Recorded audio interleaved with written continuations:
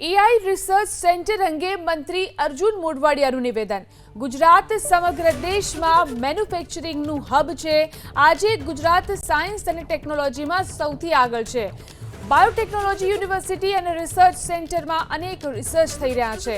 વર્ષ 2027માં ગુજરાત દેશનું નહીં વિશ્વનું સેમિકન્ડક્ટર હબ બને તેવું આયોજન છે।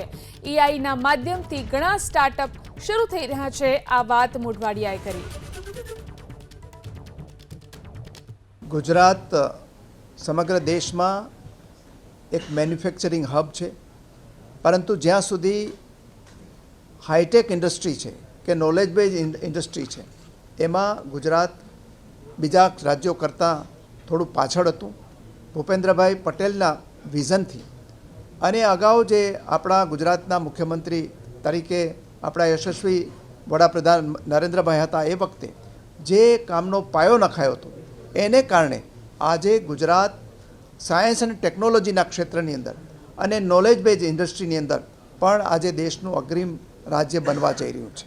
गुजरात बायोटेक्नोलॉजी रिसर्च सेंटर छे एमां पण आपणे अनेक प्रकारना संशोधनो करी रह्या छे। साथे साथे सेमिकन्डक्टरनी अंदर पण आजे गुजरात 2027 सुधीमां मात्र देशनुं नहीं पण दुनियानुं सेमिकन्डक्टर हब बने ए प्रकारना अत्यारे लगभग 4 जेटला यूनिटो 1,24,000 करोड़ रुपयाना खर्चे अस्तित्व में आवी रह्या छे। एनुं काम प्रगति में है।